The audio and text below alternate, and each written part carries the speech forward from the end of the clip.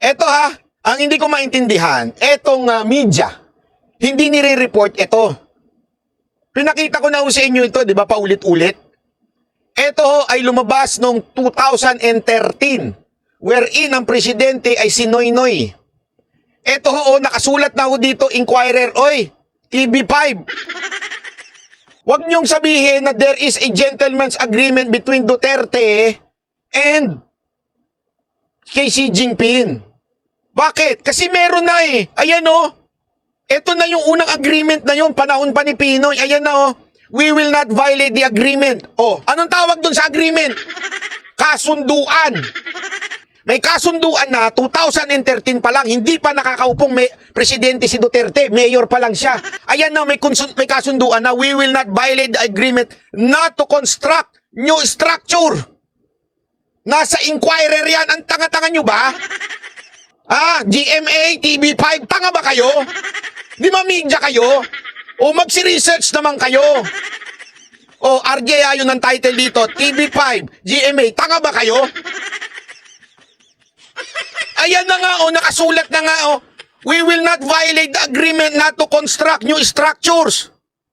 Ang linaw na Kaninong agreement yan? Asan si Duterte niyan? Kumakain pa lang ng durian. Mayor pa lang siya niyan. Pero may agreement na. Ayan na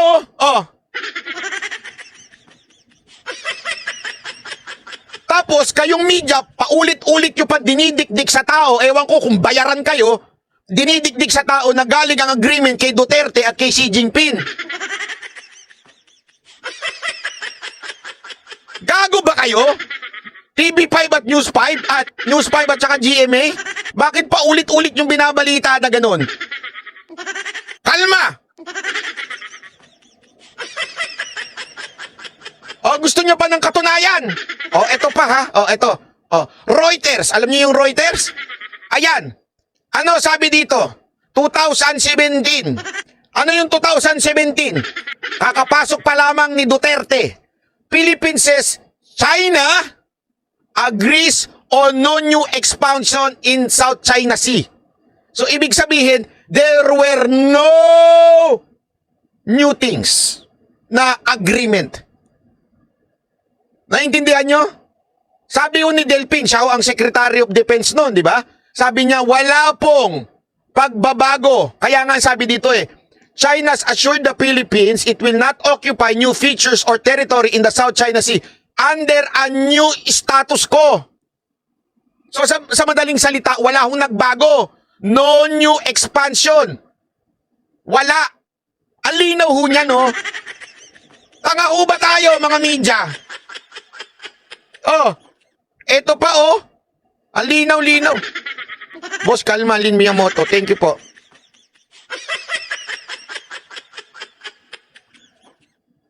Hindi ko maintindihan kung talagang sinasadya natin mag-disagreement, magkagulo ang China at Pilipinas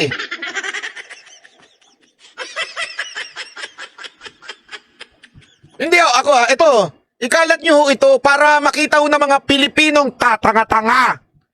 Yung mga Pilipinong tatanga-tanga na patuloy na sinasabing there was an agreement between Duterte and Xi Jinping. Wala. Nauna pa yan kay Pinoy. Hindi nga natin alam kung kay Pinoy pa nagsimula. Bakit to? Kasi sabi dito, hindi ako nagsabi, Inquirer eto, ano sabi dyan? Meron ng we will not violate the agreement. Ayan hindi natin alam kung kanino. Ibig sabihin, meron ng agreement 2013 pa lang. Tapos ibibintang nyo lahat ngayon kay Duterte? Tanga ba kayo? Magandang araw po sa inyo lahat. Ako po si Banat Bay at eto na nga, pag-usapan na po natin ang mga maiinit na issue sa ating lipunan. Unahin na kagad natin etong komento ng ating Pangulo. Naku po, patay tayo dyan, Mr. President. Mukhang nahulog ka sa isang matinding patibong. Patubong ba? Ewan ko kung patubong, patibong. Di ba? Mukhang naku, si Madam Virginia. Boss, may message ako sa pambili mo ng coke. Wala na akong pera. Anong pambili mo ng coke? May message ka? Anong may massage? Nagmamassage ka na ngayon, madam? O pag-usapan na kagad natin ng issue dito kay ating Pangulo na naku po, patay tayo dyan. Mukhang nagkamali ho ata siya ng komento this time. Mukhang nagkamali ho. Eto ho, pakinggan ho natin kasi hay nako. Hay nako. Mr. President, mukhang binasi mo ang iyong komento.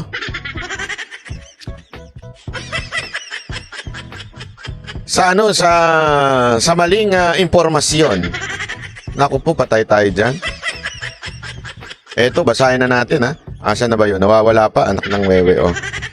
Eto, pasok. Horrified o lubos na nababahala. Ganyan ilarawan ni Grabe naman yung ng headline ng Frontline. Iba talaga ang headline ng Frontline sa GMA, ano? Sa Frontline medyo masyadong parang tabloid. Masyadong nababahala. Parang naman. Tutuloy natin. Bongbong Marcos, ang reaksyon niya sa sinasabing gentleman's agreement ng Duterte administration sa China kaugnay ng West Philippine Sea. Aalamin niya raw kung totoo ito kaya itinatawag niya si Chinese Ambassador Wang Zilian. Nasa frontline ng balitang yan, si Maricel Halili.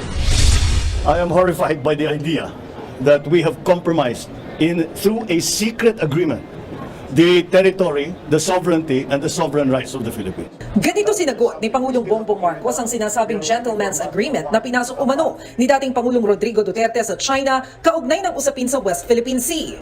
Sa panayam ng media kanina sa dinaluhan niyang town hall meeting, giniit ng Pangulo na wala siyang alam sa sinasabing secret agreement. Wala naman daw kasing nagsabi sa kanya ukol dito nang umupo siya sa Malacanang. Ang problema pa, magkakaiba raw ang tono ng mga opisyal ng sinundan niyang administrasyon. Nako. From the former administration, iba-ibang sagot eh. Yun na nga Sabi ng isang opisyal, dating government official under the previous administration, there's no such agreement. Sabi naman ng isa, no, there is, and we should honor it. Sabi naman ng iba, maganda yan. Sabi ng iba, hindi maganda yan. Hindi pa namin alam kung ano ba talaga yung agreement na yan. Nauna nang sinabi ni Sabi ni ito, sabi ni ganito. Alam mo, Mr. President, isa lang ang masasabi ko, kung alam ninyong maraming iba't ibang impormasyon, maganda siguro wag niyo munang paniwalaan. Alam niyo na palang iba't ibang impormasyon eh. Bakit kayo kaagad ng komento? Alam mo naman ng media, gusto nang pinag-aaway kayo ng mga Duterte. So, gustong-gusto nila yung nagsasabong kayo kasi pag nagsasabong kayo, magandang balita yan. So, meron silang content. Mr. President, sana bago kayo nagkomento, sumagot. Bago nyo sinabing nakakatakot o horrified, sana kinonfirm nyo muna, di ba? Sa mismong bibig ni Pangulong Duterte, mahirap po bang tawagan yung kanyang chief of staff? Bigay ko yung number, gusto ninyo. Para matawagan ninyo, pwede nyo naman tanungin siya mismo, Mr. President, former President, meron ba kayong kasunduan? Ano ba ang problema sa nag-uusap? Hindi ako, tanong ko lang Di ba, alam mo sa buhay na to, matatanda na tayo para magkaroon pa ng tampu-tampuhan sa buhay. Pwede naman po sigurong tawagan ninyo at tanongin nyo, Mr. President, ano ba ang pangakong ibinigay mo sa China? Kaysa na kasi mahirap Alam mo, ito makinig kayo na mabuti Mahirap din natatanungin lang natin kung sino-sinong tao. Dahil this is a very, very important matter. Sabi nga ni Mike Abe, napaka-importante nito na kailangan magkomento si BP Sara. Anak ng tutsa talaga to si Mike Abe. Talagang meron na kakaiba dito kay Mike Abe. Napaka-sansay ng buhay nito. Di ba? Totoo naman Kala ko ba napaka-importante nito? Ibig sabihin po ng napaka-importante nito, dapat hindi kayo naniniwala sa sabi-sabi. Bakit? Kanyo? Ano ba anong tawag sa mga taong naniniwala sa sabi-sabi? Kayo na magtuloy. Di ba po? Maaari din naman, pangalawa. Ako, pangalawang obserbasyon ko lang Pangalawang obserbasyon ko, bakit siyang tinatawag ninyong secret deal? Wala naman pong sinasabi kung sino man, yung pinaniwalaan ninyo, si Roque. Wala naman sinasabi si Roque yung secret deal yun Saan ba nanggaling yung salitang secret deal? Di ba sa mga vlogger lamang ninyo? So, ibig pong sabihin nun, sir, boss, maamo, Mr. President, yung salitang secret deal nanggaling lang yan sa mga vlogger ninyo. Bakit para atang pareho kayo ng script ng mga vlogger ninyo? Bakit sir?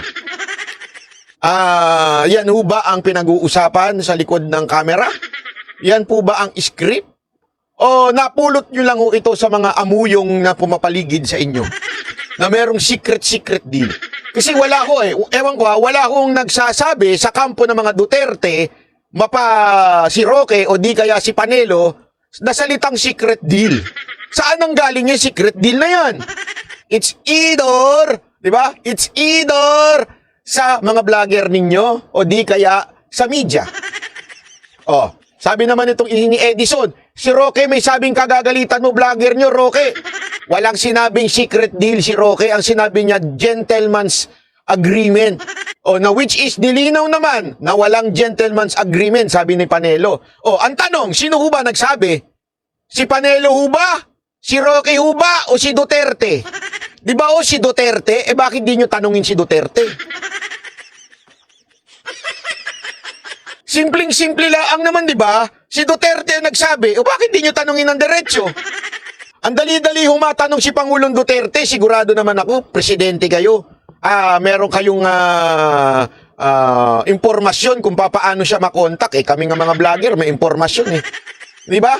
Sabi nito, Bobito din yan si Mike Abe. Si PBBM ang dapat mag-commentan, hindi si BP Inday. Why wala tayong magagawa, Ditch. Yan talaga si Mike Abe. Bitterness to the max yan sa mga kay Kibuloy at saka kay Duterte. Masama ang loob niyan dahil hindi pinagbigyan yung kanyang request kay Kibuloy. Di umano. Ganun talaga. Wala tayong magawa, di ba? Tuloy natin tong balita na ito. Pasok! Presidential spokesperson Harry Roque na bahagi ng Gentleman's Agreement na tanging food at water supplies lang ang pwedeng dalhin ng Pilipinas sa nakasadsad na PRP Sierra Madre sa Ayungin Shoal. Pero malinaw daw ang posisyon ng kanyang administrasyon.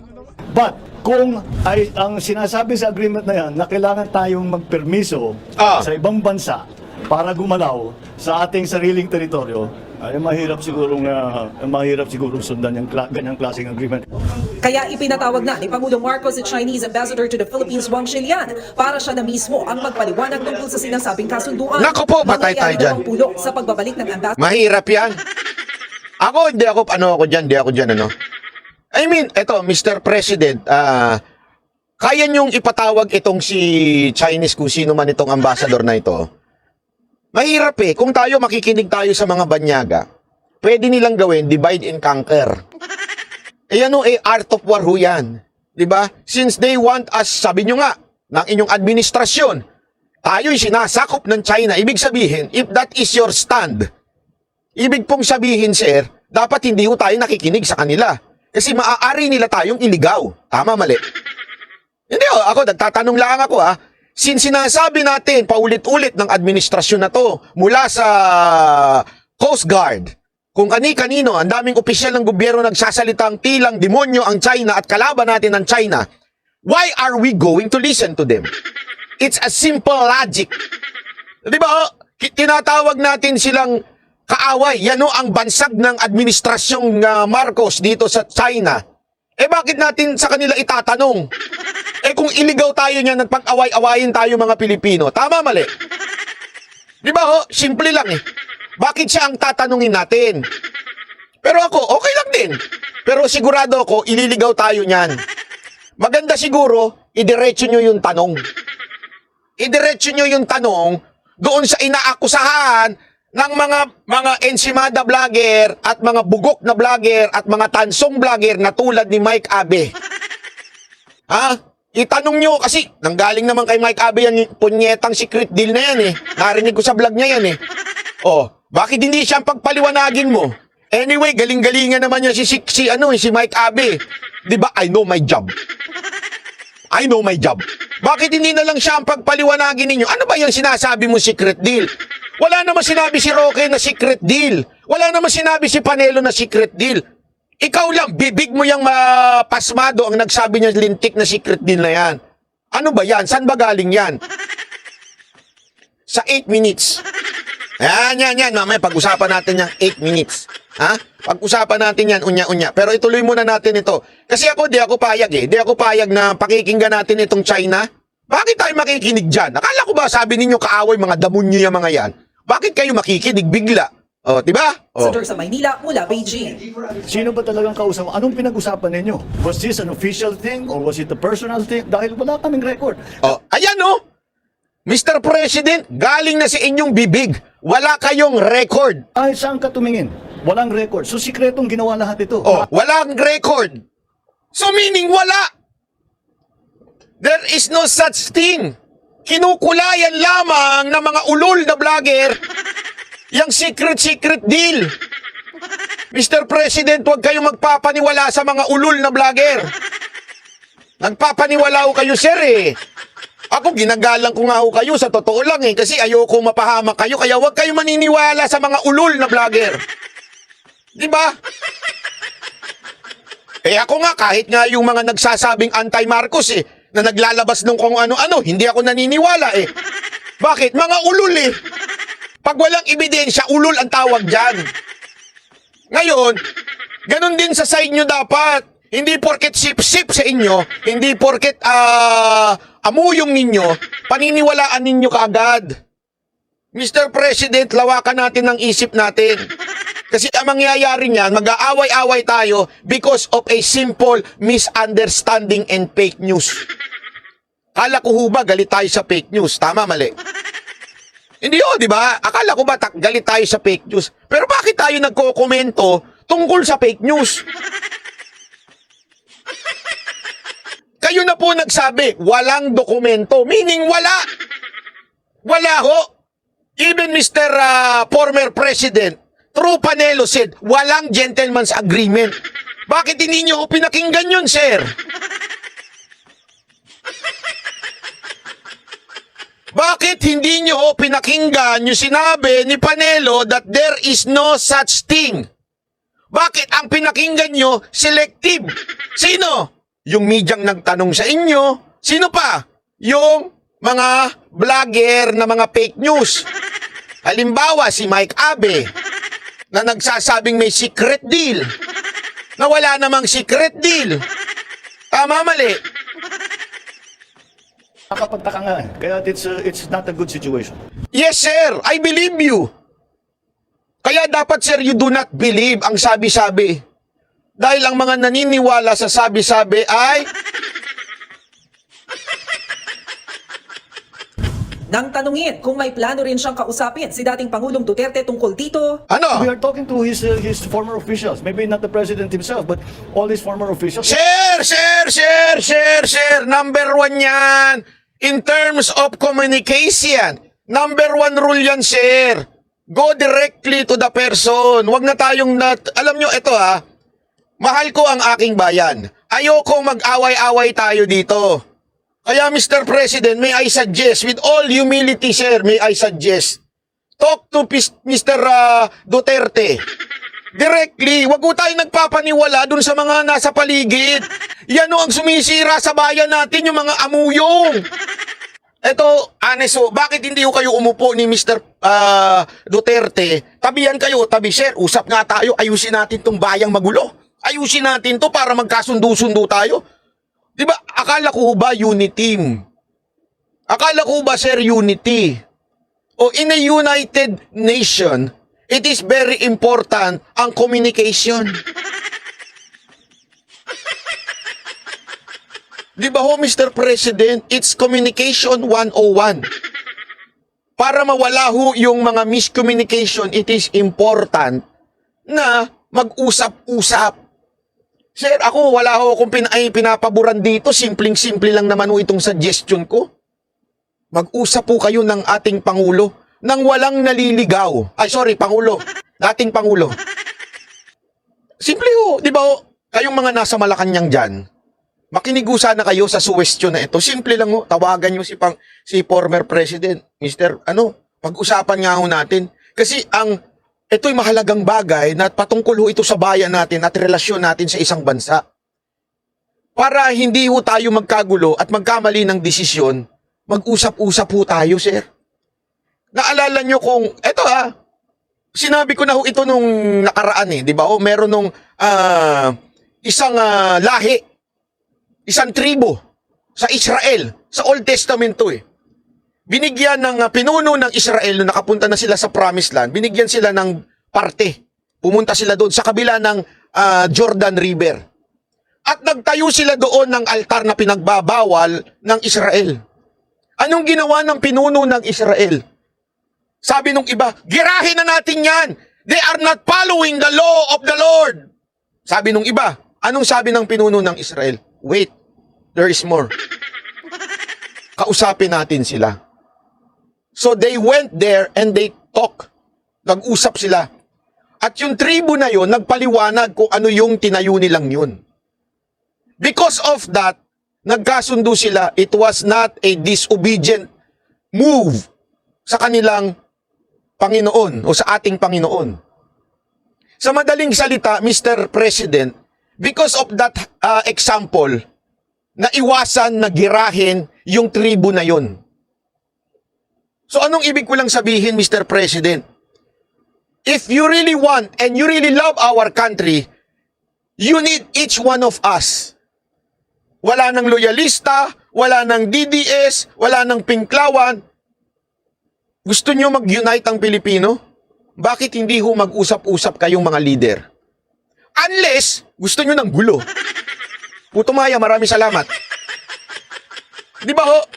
Unless ho gusto ninyo ng gulo. Wag na ho kayo mag-usap-usap. Magbangayan na lang ho tayo sa social media. Magtira na lang tayo. Maglabasa na lang tayo ng kanya-kanyang fake news. Tapos magpaniwala na lang kayo lahat sa fake news na nilalabas. Para magulo na. O gusto ninyo kaayusan sa bayan? Kung gusto ninyo ng kaayusan sa bayan, Mr. President, it's just a phone call away. Hindi nyo kailangan pumunta ng Davao. May number ako, sir. Gusto ninyo?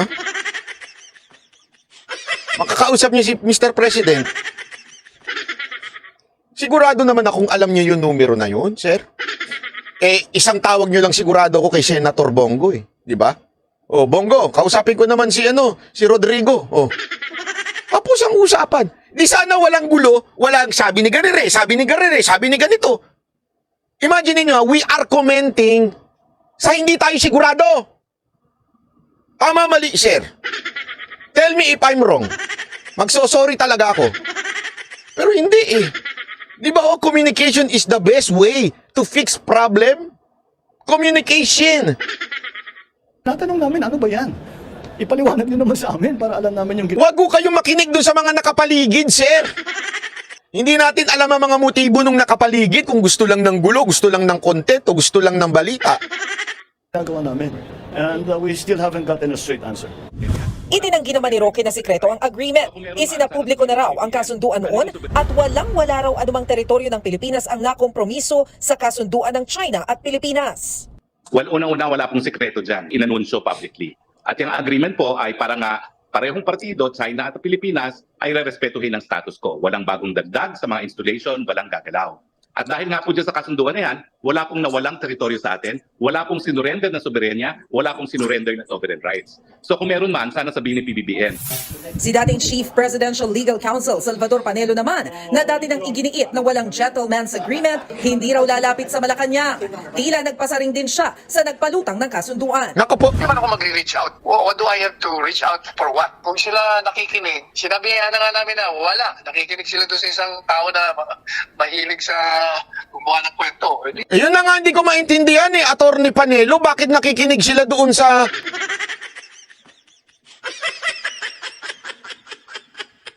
Ako may suggestion ako Mabait to si Roque Ito, mabait na tao to. Matalino. Pero pwede ho ba, spokes Roque? You are no longer a spokesperson. So please, sabi nga ng kanta, please release me, let me go. 'Cause I don't love you anymore. Oh, please release me, let me go. Diba? Ito pakiusap ko ng laman sa'yo, Roque, kung maaari lang. Tama na. Tama na ang nagsasalita ka para sa mga Duterte.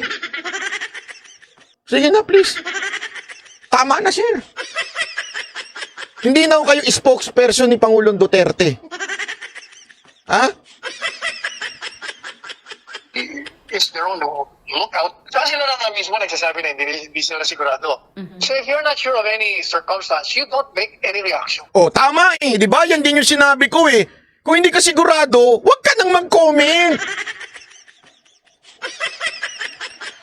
Alam mo, Mr. President, Bongbong Marcos, sir, boss, nakikinig ata kayo kay Mike Abe. Si Mike Abe kasi, gusto lang ng content niya. Mamaya papaliwanag ko si content man ha. Si content man na si Mike Abe, kahit hindi siya sigurado, nagko-comment siya. Ako nga ito halimbawa, ito totoo to ha, halimbawa, ako, di ba? Hindi naman tayo sigurado sa mga chismis ng iba diyan. Ayoko mag-comment eh. Hindi nga sigurado eh. Di ba, yung iba diyan nagpipilit. Mag-comment ka sa PDEA. Hindi nga sigurado yung dokumento na yun, gusto niyo ako mag-comment. Dininay nga ng PDEA yun, tapos gusto niyo mag-comment ako. O halimbawa, yung inisnab ni Bongbong Marcos si Sara Duterte nung papunta ng Jamaica. Yung iba, bakit di ka nagko-comment doon? Gago pala kayo, hindi ako sigurado eh. O, hindi, yung pala, putol yung video. Kung nag-comment ako, di mukha akong tanga. Tama, mali. Kasi wag ka magko-comment kung hindi ka sigurado. Ganyan no ang banateros. Ibahin nyo kaming mga banateros kami, hindi kami nagko-comment dahil lang may nakita kami, may na ganito.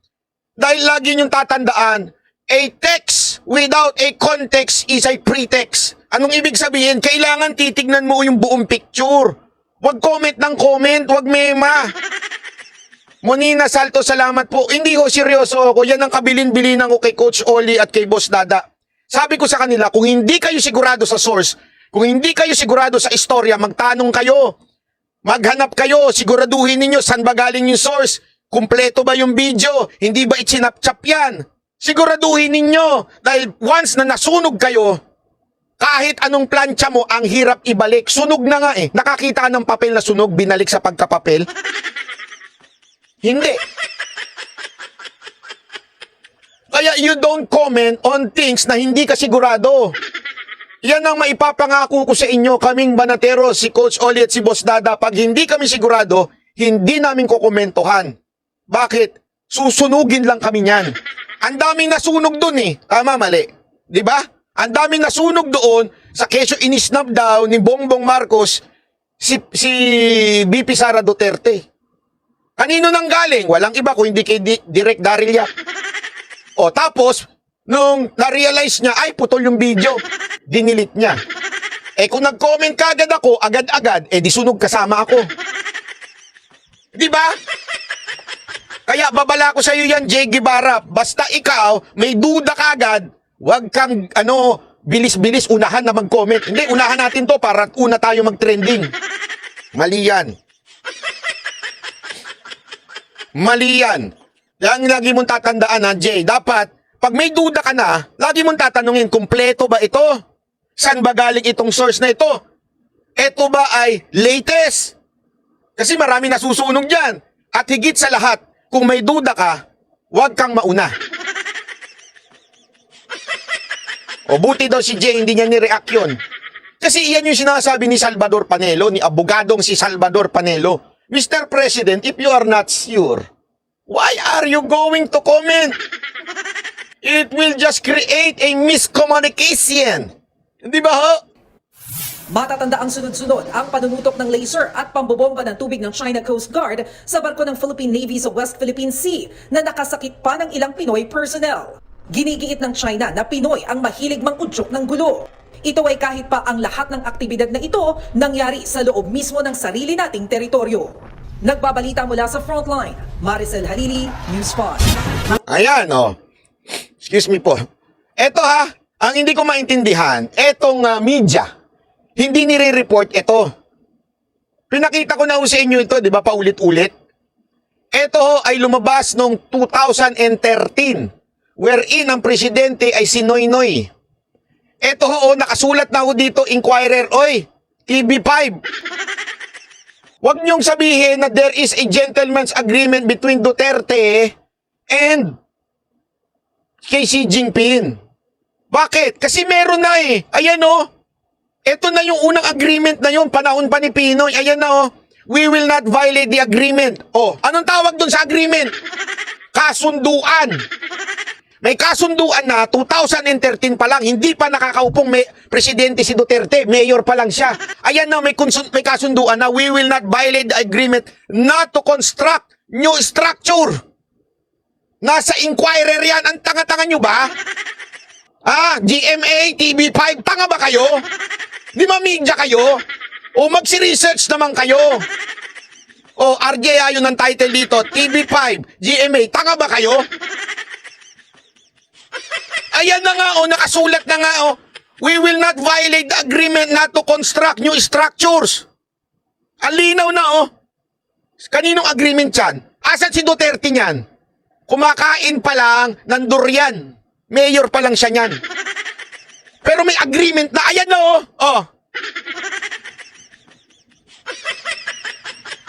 Tapos, kayong media, paulit-ulit nyo pa dinidikdik sa tao, ewan ko kung bayaran kayo, dinidikdik sa tao na galing ang agreement kay Duterte at kay Xi Jinping. Gago ba kayo? TV5 at News 5 at saka GMA? Bakit pa ulit-ulit yung binabalita na ganun? Kalma! Gusto nyo pa ng katunayan? Eto pa ha? Eto. Reuters. Alam niyo yung Reuters? Ayan. Ano sabi dito? 2017. Ano yung 2017? Kakapasok pa lamang ni Duterte. Philippines says, China agrees on no new expansion in South China Sea. So, ibig sabihin, there were no new things na agreement. Naintindihan nyo? Sabi ni Delpin, siya ang Secretary of Defense noon, di ba? Sabi niya, wala pong pagbabago. Kaya nga sabi dito China's assured the Philippines it will not occupy new features or territory in the South China Sea under a new status quo. So sa madaling salita, wala hong nagbago. No new expansion. Wala. Ang linaw ho niya, no? Tanga ho ba tayo, mga media? Eto pa, Ang linaw-linaw. Boss, kalma, Lin Miyamoto. Thank you po.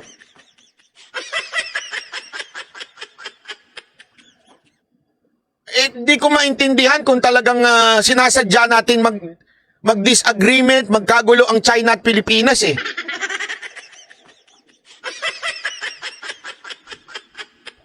Hindi, ako ito. Ikalat nyo ito para makita ng mga Pilipinong tatanga-tanga. Yung mga Pilipinong tatanga-tanga na patuloy na sinasabing there was an agreement between Duterte and Xi Jinping. Wala.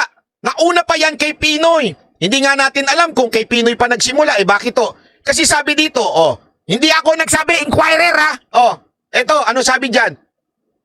Meron ng we will not violate the agreement. Ayan hindi natin alam kung kanino. Ibig sabihin, meron ng agreement 2013 pa lang.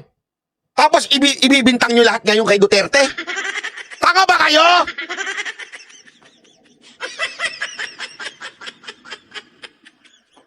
Ay nako, kayo talaga,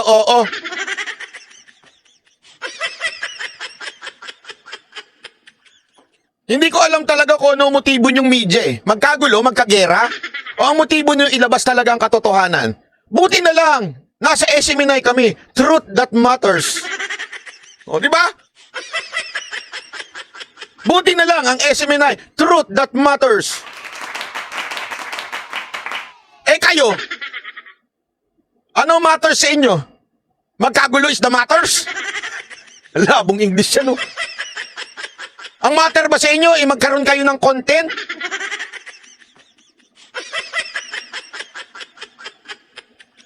Wala pala kayong pinagkaiba kay Mike Abe.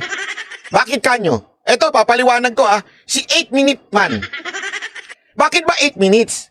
Kasi sa YouTube, para pwede ka mag-insert ng ads manually, kasi pwede yung yung hindi manually, automatic. Automatic pag 8 minutes and below. Pero pag umabot ka ng 8 minutes, pwede kang maglagay ng ad manually. So, eto si Mike Abe, kung papansinin nyo, lahat ng video niya, 8 minutes kahit walang kwenta yung video niya. Kaya pag nagsalita siya, ang tagal-tagal, mas madalas pa yung ganun niya kesa sa yung idea niya. Papakita ko sa inyo. Oh, ito. Oh. Ayan. Nakikita po ninyo? Yan ang ating Vice President and Secretary, Department of Education, Paulit-ulit. Sara Duterte. Kaya po pinakikita ito. Oh. Kasi po, para hindi nyo makalimutan. Oh. Okay. Kaya niya pinakikita yan para tumagal. Yung content mo umabot ng 8 minutes. Grace Megara, kalma ang dugo mo. Oo nga, baka high blood din ako dito sa pag-ano ko. O, tingnan nyo, ang tagal ha, wala naman siya sinasabi. Yan po yung Oh. number 2 Number na pinakamataas na opisyal ng ating bansa. Alam na namin yan! Ikaw lang ang hindi nakakaalam at paulit-ulit pa. Sunod kay Pangulong Marcos. Alam na namin yan, pinatatagal mo pa yung point mo eh. Siya rin ang Secretary ng Department of Education. Alam na rin namin yan! Tanga ba yung kausap mo? Bakit paulit-ulit? Siyang nagtuturo para sa magandang buhay Oh. ng ating mga kabataan. Oh, alam namin eh, Secretary of Education nga eh. Kailangan mo pa talagang tagalan at bagalan yung salita mo para umabot ng 8 minutes. Oh, ilang minuto na yan? 1 minute na siya. Pero alam ba ninyo na until now, puro no comment. Oh, Pag siya ay inaambos interview, nagkakaroon ng pagkakataon ng mga media oh, na siya ay kausapin. ang tagal. Tungkol pa rin sa controversial na West Philippine Sea. Grabe, inabot ka na ng 2 minuto, yan lang ang punto mo. Ano ang inyong masasabi dyan at ano ang tingin ninyo sa parating no comment? Ano ibig sabihin? Bakit no comment? Bakit ayaw niyang magsalita? No comment, walang comment. Bakit paulit-ulit? Kaya nga no comment, meaning walang comment. Ang no comment ba may comment? Ulit-ulit? At ang pinakahuli na sinasabi ngayon ni Oh. Vice President Duterte, Ay, wala pa rin. okay na daw yung sinabi ng kanyang kapatid na si Congressman Pulong Duterte, In other words, wala pa rin. Inulit mo lang. na ang paniniwala ni Pulong, hindi daw trabaho ng Vice President at Secretary ng Department of Education ang issue sa West Philippine Sea. Tingnan mo ha. Inuulit niya yung mga sinasabi ng mga Duterte. Pero wala siyang opinion. Hindi niya sinuplak. Wala siyang counter-argument. Sinabi niya dito, di ba, sabi nga ni Pulong, hindi trabaho ni VP Sara yun na mag-comment. Tingnan nyo ha, wala siyang counter-argument dito. Wow! Wow, yun lang. Masaya na siya doon. Eh di ba ang issue ng West Philippine Sea para po sa inyong kaalaman Ano? ay usaping Ano? ang international, Oh. usaping ng bansa dahil ito ay exclusive economic zone. Naku po, patay tayo dyan. Gumamit na naman ng exclusive economic zone. Di na naman niya naintindihan. Ay, nako. Yung ang EEZ na tinatawag, yan po ay depende doon sa teritoryo mo. Let me educate you, Mike Abe. Yung teritoryo mo, yun yung, ano lang yun, yung meron lang siyang, eto ang EEZ, kasi katabi ng teritoryo mo. So, yun yung kiniklaim natin. Pero ganun pa man, may kiniklaim din ng China. Annalyn Jamilano, salamat po. May kiniklaim ang China na teritoryo din nila yun. In other words, kanila din yun. Both of us ay merong kiniklaim na teritoryo doon. Ang tanong, kanino ngayon yun? Ang sagot, ang tawag dyan, disputed. So, ibig sabihin po ng disputed, until now, wala pa hong desisyon na masasabi natin ng international na nagsasabing atin yan. But we claim it. China also claim it. So, pareho tayo nagkiklaim. Ano yung arbiter ruling? Ang sinasabi lang dun sa arbiter ruling ay yung 9-8- kung ano mang dash yan na sinasabi ng China na hindi dapat yun. Yun ang sinasabi ng arbiter ruling. Pero, ang arbiter ruling, which is yung UNCLOS, sinasabi niya, it has nothing to do with the territory. Magbasa ka, oy! Ang problema sa yung panay... Ano ba? Postisyo na ba yan? Magbasa ka kasi. Eh, pinatatagal mo lang tong content mo eh. Ng Pilipinas o pag-aari ng Pilipinas na inaagaw sa atin, kinukup-kup ng China ang West Philippine Sea. Kaya pinaninindigan ni Pangulong Marcos as Commander-in-Chief ng AFP, ng PNP, ng ating military, ng ating Department of National Defense, ng ating Philippine Coast Guard, ng paninindigan atin ang West Philippine Sea. So, in other words, ano ibig mo sabihin? Wala lang, nagbabalita lang ako para umabot ng 8 minutes. Sa bibig nyo na nang galing ha, pinaninindigan ni Pangulong Marcos ang yung bahagi ng yan na sa atin. O tama naman eh. Wala namang problema doon. At sa'yo na ring bibig na siya ang Commander-in-Chief. Tapos gusto mo magsalita yung Vice President? Sir, tanong ko lang ho ito ha, tanong ko lang. Tanga ho ba kayo? Kasi sa bibig mo na nanggaling siya ang Commander-in-Chief. Tapos gusto mong pakinggan yung Vice President. Anong katangahon yun, sir? Nagtatanong lang ako ha, nagtatanong lang kung tanga kayo. Nagtatanong lang, hindi ako sure eh. Sa bibig mo na nanggaling siya yung Commander-in-Chief. Mantakin mo may Commander-in-Chief. Nagsalita na yung Commander-in-Chief. Sinabi niya, atin yan, we will fight. Okay, maganda, palakpakan. Hindi naman kami tutol dyan eh. Ang nagtataka lang kami, nagsalita na yung presidente, bakit gusto nyo pa magsalita ang Vice President? Don't tell me, hindi sapat yung salita ng presidente? Sir, ako nagtatanong lang ako ha, hindi ka naniniwala sa presidente?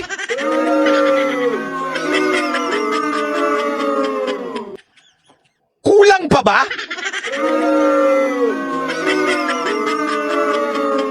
Mahina ba ang presidente natin? At kailangan pa siya ng isang babaeng magsasabi sa kanya, yes sir, paglaban mo yan! Hindi ako nagtatanong lang ako ha, nagtatanong lang ako, sagutin niyo ako. Kailangan pa ba na affirmation from the Vice President that we have to fight for that? Is the words, or are the words pala, are the words of Bongbong Marcos, our President, is not enough? Sige nga ho, pakisagot nga ho ako, sir. Mike Abe, bukas aabangan ko yung sagot mo, ha? Pag hindi mo sinagot yan, baka totoo yung tanong ko sa'yo. Pagkatapos ang ating pangalawang Pangulo at Sekretary ay no comment. Bakit? At hindi daw trabaho yan, sabi ni Pulong Duterte. Ngayon? Samantalang lahat ng Pilipino, nag-aral o hindi, nasa gobyerno o hindi, dapat may paninindigan. Ibig bang sabihin ng hindi nagsasalita, walang paninindigan? Ang problema kasi sa'yo, Mike Abe, gusto mong umepal si VP Sara Duterte. Alam mo, hindi usapin ng paninindigan to. Alam mo ang ibig sabihin nito? Alam ni Vice President Sara Duterte ang kanyang limitasyon. There is only one chief architect in terms of foreign policy. Wala nang iba kung hindi ang presidente. Pakitaan mo ako sa ating konstitusyon na pag ang presidente nagsabi ng foreign policy niya, kailangan sumang-ayon ng Vice President.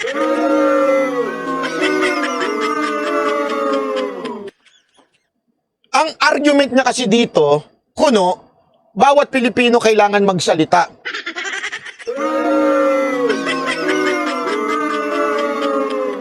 Alam mo, lalong gugulo yan kung maraming nagsasalita. Hindi naman po vlogger si VP Sara Duterte na kailangan daldal ng daldal na tulad mo.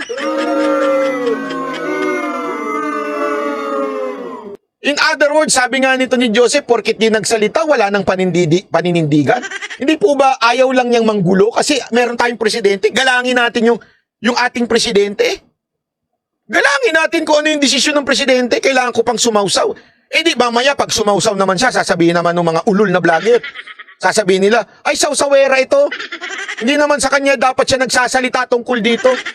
Gusto mo lahat ng issue na ang presidente ang merong dapat sinasabi, ipapilan niya? Ano to, Leni Robredo? Di ba yan nga yung kinaiinisan natin noon kay Leni Robredo? May presidente tayo, lagi siyang may sinasabi.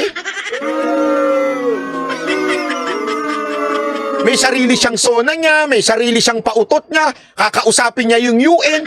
Napakatarantado lang, di ba? Tama, mali. Naiinis tayo nun, bakit to? Umeepal, pati sa UN, siya ang nagsusulat ng sarili niya. In other words, nire-represent niya yung mga Pilipino. Vice President lang siya. Gusto mo ganun? Ay, nako. Kapag ang pinag-uusapan ay property ng Pilipinas, dapat nakikiisa tayong lahat ng Pilipino sa paninindigan ng gobyerno ilaban ang ating teritoryo na pinapasok, kinukukop, inaagaw sa atin ng ibang bansa tulad ng China. Pwede ho bang tulungan nyo lang ako? Sino ang mas boring panoorin? Si Cass Janet o to si Mike Abe? O bot? Okay, number 1, Mike Abe. Number 2, Cass Janet. Number 3, bot. Sige nga, i-type nyo dyan. 1, Mike Abe. Number 2, Cass Janet. Number 3, bot. Sige na, pakitype dyan. Bot, bot, as in, yung bot, ganun, ha? Sa matagal ng panahon at ngayon nagiging mas marahas, mas matinding agresibo sila. Sinasaktan na yung ating mga resupply ng mga barko. Pinakauli 3 sundalo ang nasaktan dahil binomba ng water cannon ang ating barko na halos Hindi usundalo, Coast Guard! Na magkaiba ho yun! lumubog. Nasundan na naman isang araw lang na mga mangingisdang Pilipino sa West Philippine Sea muling hinaras ng mga Coast Guard ng China. At umaali-aligid ang warship ng China sa karagatang sakop ng West Philippines. Grabe. So, Nagbalita lang siya. Inabot na ho ng ilan to? Magpo 4 minutes na. tama ba na ang pangalawang Pangulo Nagtanong lang siya, hindi siya nagbigay ng opinion niya. Ang bihira, basta magka-content lang. Kawawa ang mga followers nito. Hindi, alam mo, ito maniwala kayo sa akin. Kayo namang mga nanonood, maghanap naman kayo ng vlogger na panunuorin nyo dahil matututo kayo. Hindi yung manonood kayo para makatulog kayo. Hindi yung manonood kayo para ibalita. Sa bagay, malamang namimiss niya yung pagiging reporter niya o yung pagiging host niya sa SMNI, di ba? Oh. Naniniwala ng mga Duterte supporters sa isang susunod na Pangulo ng ating bansa. No comment sa isyong ito. Ang tanong, paano na kung sakaling umabot sa panahon na siya ay maging Pangulo ng bansa? O di antayin mo! Di antayin mo! Sabi niya, paano na pagka siya na ang naging presidente? O doon, magsasalita na siya kasi siya na yung chief architect eh. Ang bihira. Gusto mo pinangungunahan yung presidente natin? Ikaw ba talaga loyalista o panggulo lang? No comment pa rin. Habang tayo Ayan, tingnan mo. Ito isang halimbawa ng taong nagko-comment sa hindi pa nangyayari. Mantakin mo magko-comment sa, paano kung naging presidente ka na, hindi ka pa rin magsasalita, ano ba namang klase yan? Advance ka mag-isip? Brad, ano nangyari sa'yo? Nawala ka lang sa SMNI, naging ganyan na utak mo? Advance mag-isip? gawa ng China. Nagtatanong lang po tayo dahil talagang kakaiba. Ako, personal kong opinion, analysis at interpretation sa isyong ito. Hindi dapat no comment ang pangalawang Pangulo. Bakit? Dapat pumosisyon. Suportahan niya si Pangulong Marcos. Oh, yun na nga eh. Ikaw na nagsabi, dapat pumosisyon, suportan. That's correct. You know, the best position is being a vice president. The best position is to keep quiet because there is a president. Diba ho? Yun ang best position. Huwag kang magmagaling dahil may presidente. Magbasa ka nga ng konstitusyon. Ano ho ba ang papel ng isang vice president? Sang-ayunan ng presidente? Yun ho ba ang papel? Kailangan i-affirm niya lahat na sinasabi ng presidente? Sir, ano hong katangahan yan, sir? Parang wala ho sa konstitusyon natin yan, sir eh. Ang nasa konstitusyon natin ng vice president, kung sakaling mabaldado ang presidente, kung sakaling hindi na kaya ng presidente, doon papalit ang vice president. Meron ba sa konstitusyon natin na kailangan magsalita ang vice president at suportahan niya ang presidente? Yani B, salamat po. Tama na po, gusto ko nang iba tong iPad ko sa mukha ng amplay na yan. Dito mo na lang iba to yung iPad mo. Kailangan ko niyan, Debbie lang. Dahil Pangulo yan, member siya ng gabinete bilang sekretary ng Department of Education. Bakit? Ganon ang kanyang sinasabi. At ano ang meron? Bakit parang may takot sa China na kahit ano ayaw magsalita? Okay. Any comment, reaction, malaya po kayo. Ayan, sabi niya 4 minutes na yun. Reaction na tayo. Ayan, 8-minute guy. 8 minute. Talagang para lang makagawa ng content. 8 minutes ha. Gawin ko kaya yan, ano? Siguro, ang dami kong video. Mantakin mo 8 minute lang, tapos, anong comment ninyo? 8 minute. Kayo naman, magsalita. Ginamit pa yung mga audience para humaba yung live niya. Ang bihirang kalokohan niya, no? Huwag mong gagawin yan, Jojo de Guzman, ha? Huwag kayong magpapakatanga, ha? Pati ikaw, J. Guevara, pag wala ka naman sasabihin, huwag ka na mag-live. Nakikinig ba kayo, Jojo de Guzman at saka J. Guevara? Pag wala kayong alam, pag wala kayong argumento, huwag na kayong mag-live, ha? Hindi yung magla-live kayo, ibabalita nyo lang, ganito nangyari. Walang komento si BP Sara. Tapos, sabi ni Pulong, ganito. Tapos, ang sabi naman ni BP Sara ay tama na yung kay Pulong. Bilang dapat suportahan niya ang presidente. Kayo, ano masasabi nyo?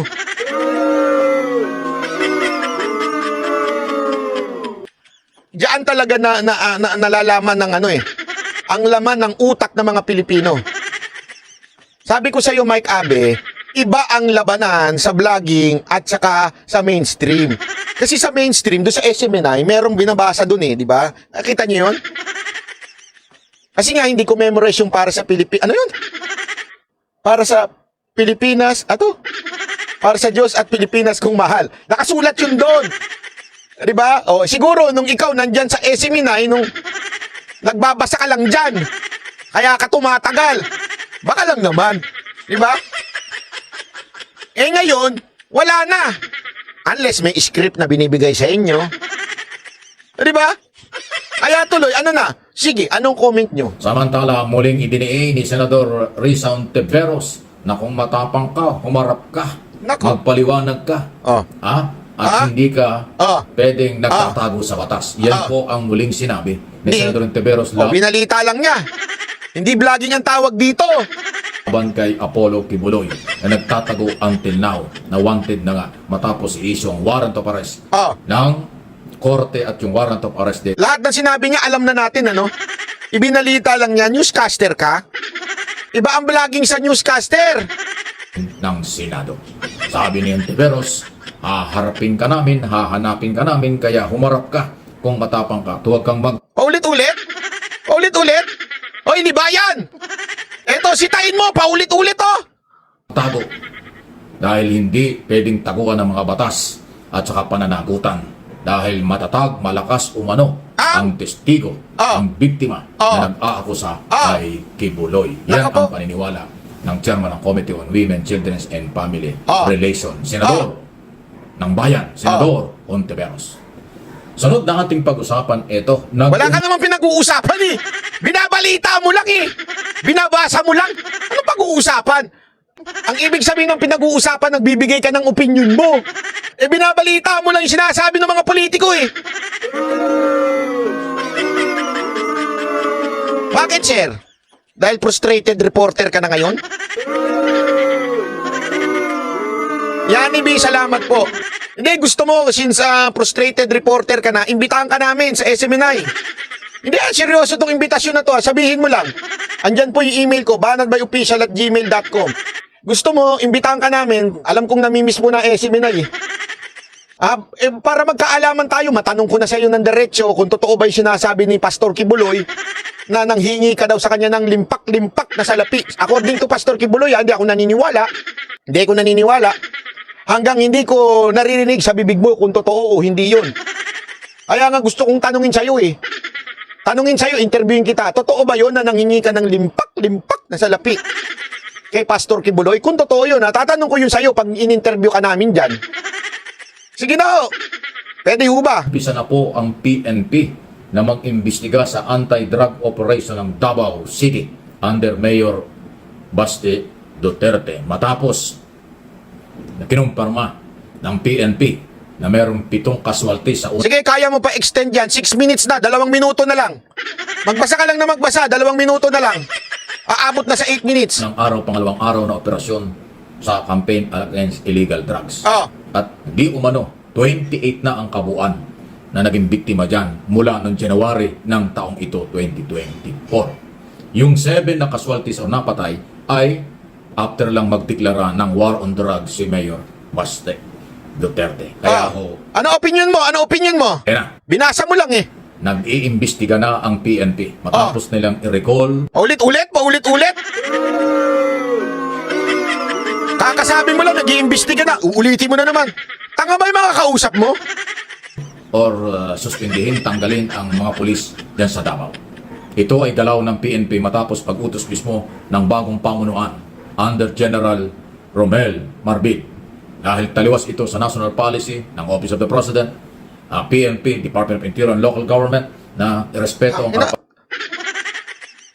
Ito ang tinatawag mo na sabaw. Yung tipong o-order ka dyan sa Tagaytay ng Bulalo, paglabas sa'yo, sabaw. Hindi, alam mo, naawa ko sa mga followers nito, ha. Ano pag-order nila, oh. Psst, isang ang bulalo dyan, yung sinusup-sup. Psst, tapos pagdating sa'yo, sabaw. Tapos sasabihin sa'yo ng waiter, Sir, may kanin naman eh. Isabaw mo na lang yung kanin.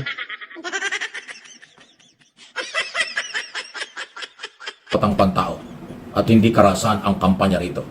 Rehabilitation, imbestigahan kung may ebidensya, kasuhan dalhin sa korte ang isapin at hindi paglabag sa karapatang pantao. Hoy, konti na lang. 7 minutes na lang.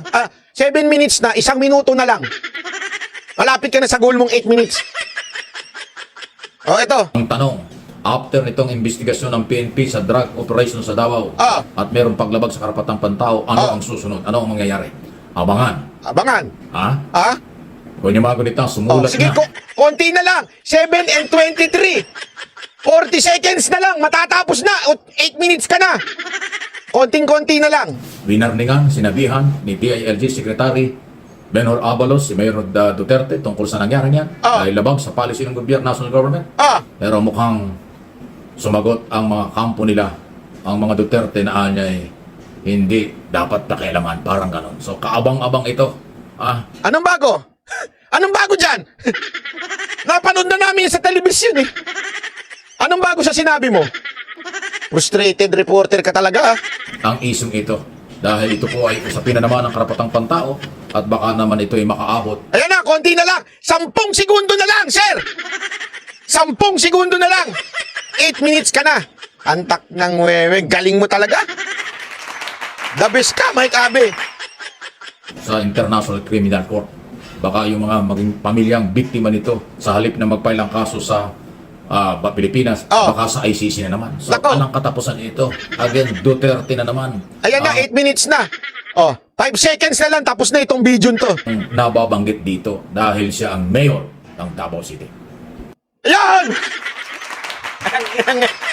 Walang 8 minutes, 8 minutong walang natutunan.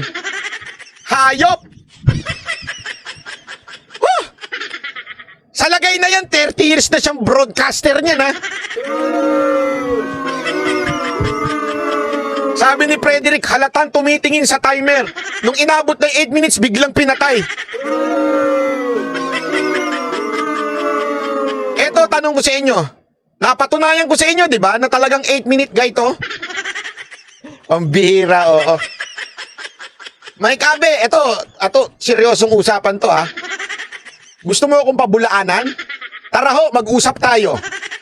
Sabayan tayong dalawa. Zoom tayo, gusto mo? O StreamYard. Gusto mo, i-live mo diyan sa'yo. Sa'yo mo i-live para kumita ka ng malaki. Subukan mo ako i-guess. Para sa'yo na yan. Engganyoin ko pa mga banateros magpakulay. Para kumita ka.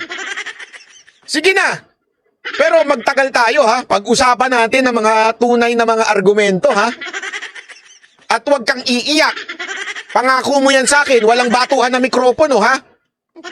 Baka mamaya, bato mo yung mikropono sa akin. Sa bagay, naka-zoom lang naman tayo. Di ba? Naku po. Oh, eto mga kababayan, isang malupit na tanong. Sino sa kanila ang mas sabaw? Si Cos Jarrett? O si Mike Abe? O bot? Number 1, okay? Sino ang mas sabaw? Number 1, si Cos Jarrett? Yun din, mahilig din magbasa yun. Number 2, si Mike Abe? O number 3, bot? Sige na, bot ha? B-O-T. Number 3, all of the above. Bot. Ha? Pambihira, oo. Mike Abe, para kang walang kinatandaan na. Tumanda kang paurong. Sa totoo lang ha, Mike Abe. Hindi, alam mo, no wonder, nakukorek siya si Nikki Buloy. Alam niyo si Kibuloy, pag nakausap niyo, matalino yung mama eh. Honest ha, when you talk, ako, eto, this is an honest opinion. Pag nakausap mo siya, malaman yung sinasabi niya. I'm not saying everything na sinasabi niya tama. Hindi yun ang punto ko, pero malaman. Ibig sabihin, may argumento. Okay? May ganun kasi yung tao eh. Malaman, may argumento, pero it doesn't mean everything na sinasabi tama. Ganun din naman po ako eh. Hindi porket lahat na sinasabi ko tama na. Tao lang din ako. So, ibig sabihin, ang importante dyan, may laman. May sense, ika nga. Okay? It's a little, alam mo yun, meron kang makukuha. Hindi katulad niya. Wala nang ang laman, ampaw pa. Kaya tuloy, nabara ka ni Pastor Kibuloy. Kaya siguro napikon to. Pambihira. Pero alam mo, walang biro hanga ako kay Pastor Kibuloy. Hanga ako kay Pastor Kibuloy. Bakit? Natagalan mo ito, Pastor? Grabe yung patience mo, ha? Hindi, grabe yung patience ni Pastor Kibuloy, ha? Kahanga-hanga. Kung ako boss nito, wala pang isang araw, sibak na sa akin to, eh. Di ba? Ayun ang totoo. Kung wala pa isang araw, nagbasa lang, eh. Anong klaseng opinion yan? Ewan ko.